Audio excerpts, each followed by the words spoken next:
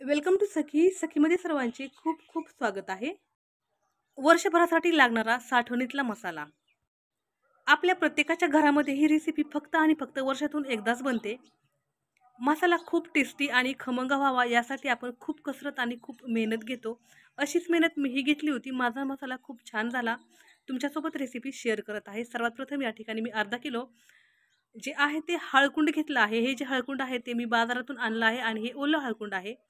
याची साले छान काढून घ्यायची आहेत आणि याला कट करून मस्त असं सुकून घ्यायचं आहे आणि नंतर याला गिरणीतून आपल्याला दळून आणायचं आहे. या ठिकाणी मी अगदी आजच्या मसाल्यापुरतं थोडंसं जे हळकुंड आहे त्याची साले काढून घेतली आहेत.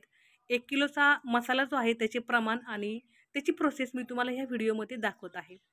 तर हळकुंड मस्त सोलून घ्यायचं आहे आणि परत त्याला गोल आकारामध्ये असं कट करून घ्यायचं आहे. ओली हळकुंड आपण जर आणली तर ती आपल्याला हव्या त्या आकारामध्ये मस्त अशी स्टोअर करून ठेवता येते. पण प्रत्येक ठिकाणीच ओली हळकुंड मिळते असं नाही. मिळाली तर नक्की याप्रमाणे ट्राय करा. अ, सर्व प्रकारचे खडे मसाले जे आहेत ते मी ईमार्टमधून आणलेले आहेत. ईमार्टमधून आणलेले मसाले जे आहेत ते खरंच खूप परवडतात. इतर ठिकाणी मसाले खूप महाग मिळतात. ईमार्टमध्ये मसाल्याची क्वालिटी जी आहे ती खूप छान आणि मस्त अशी भेटते आणि साधारणपणे एकेका पॅकेटमध्ये 50-50 ग्रॅम तरी मसाला असतो. म्हणून आपला 1 किलोचा काय 2 किलोचाही मसाला आरामात तयार होतो. तर पॅकेटमधून लागतील तेवढेच म्हणजे 10-10 ग्रॅम एवढा मसाला मी काढून घेतला आहे.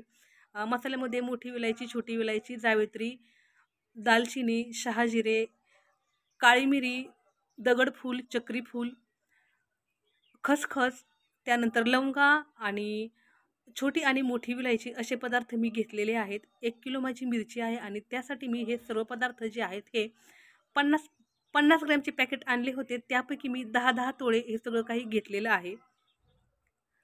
जेवढा आपल्याला मसाला छान आणि खमंग मिळेल, तेवढा आपला साठवणीतला मसाला चांगला होतो. 1 किलो मिरची जी आहे ती छान मस्त अशी निवडून घेतली आहे. मिरचीचा कलर तुम्ही पाहू शकता. खूप छान आणि मस्त अशी मिरची आज आम्हाला बाजारामध्ये मिळाली होती. मिरची आणून तिला देठ काढून चांगले सुकून घेतले आहे. या ठिकाणी मी 1 किलो धने घेतले आहेत. हिरवे धने शोधण्याचा मी खूप प्रयत्न केला, पण सध्या मला हिरवे धने भेटले नाहीत. घरामध्ये मसाला भाजल्यानंतर खूप वास येतो किंवा मुलांना मिरचीचा ठसका उठतो, म्हणून मी अगदी दारामध्ये चूल पेटवली आहे. खूप दिवसानंतर चूल पेटवल्यामुळे धूर जरा जास्त जाणवत आहे.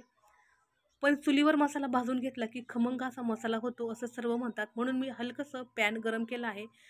नुकताच पॅन ठेवला आहे आणि मसाला जो आहे तो हलका फक्त गरम करून घ्यायचा आहे. खूप दिवसानंतर चूल पेटवल्यामुळे चुलीचा धूर जाणवत आहे. मसाला मी हलकासा गरम करून घेत आहे. जो पॅन मी चुलीवरती ठेवला आहे तो पॅन जो आहे तो खूप जाड असा आहे. त्यामुळे मसाला जळण्याची शक्यता ही खूप कमी आहे.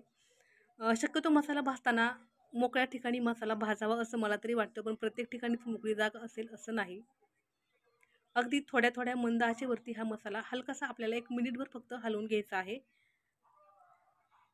जो जाडसर असा मसाला होता तो मी अगोदर टाकला होता आणि आता खसखस आणि शहाजिरे असा जो अगदी बारीक असा मसाला असतो तो टाकला आहे. मसाला छान भाजून झाला आहे. आता आपल्याला याला काढून साईडला ठेवून द्यायचे आहे किंवा कशात तरी ओतून ठेवायचे आहे.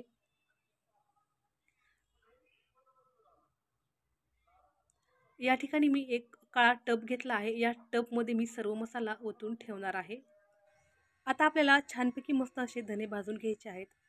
हे धने भाजून घेत असताना जो चुलीचा जाळ आहे किंवा गॅसवर वगैरे जर भाजत असाल तर जी फ्लेम आहे ती अगदी कमी कमी ठेवा आणि मस्त असं मंद आचेवरती आपल्याला हे धने छान खमंग असे भाजून घ्यायचे आहेत.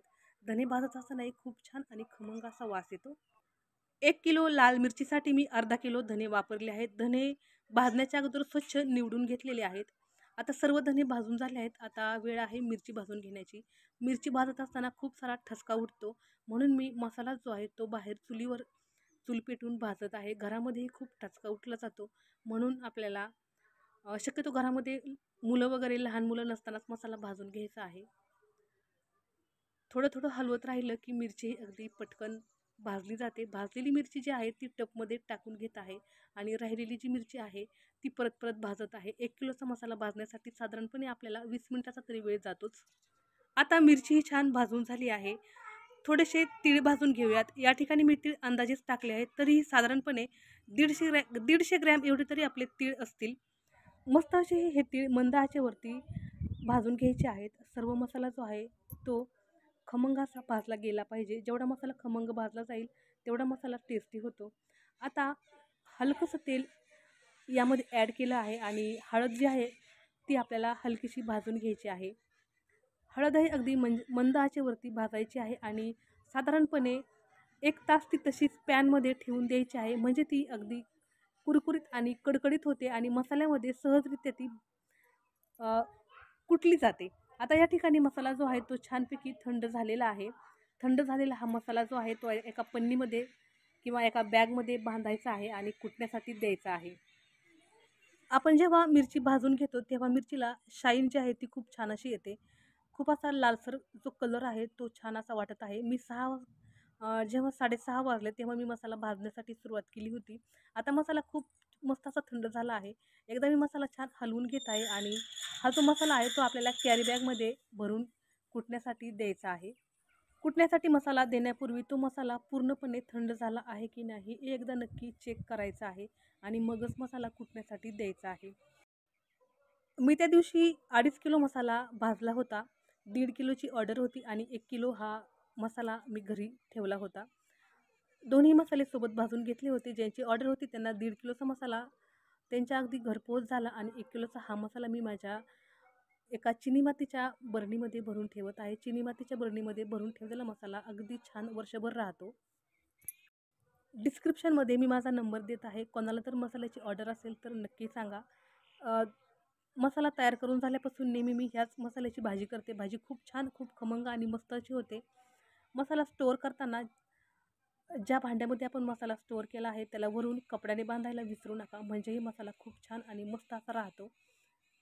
संध्याकाळची वेळ आहे त्यामुळे खूप जास्त आमच्याकडे लाईट वगैरे संध्याकाळी नसते म्हणून तुम्हाला थोडा काळपट असा व्हिडिओ दिसत आहे.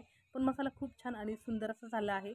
नक्की याप्रमाणे ट्राय करा. चॅनलवरती नवीन असेल तर कृपया चॅनलला सबस्क्राईब. खूपच मस्त आणि टेस्टी हा मसाला वर्षभर स्टोअर करण्यासाठी तयार आहे. वरून याला झाकण ठेवायचं आहे आणि मस्त कपड्याने बांधून वर्षभरासाठी स्टोअर करायचं आहे. नक्की याप्रमाणे रेसिपी तयार करून पहा. तुमचाही मसाला खूप छान होईल. चॅनलवरती जर पहिल्यांदा आला असेल तर कृपया चॅनलला सबस्क्राईब करा. चला तर मग भेटू पुढच्या व्हिडिओमध्ये.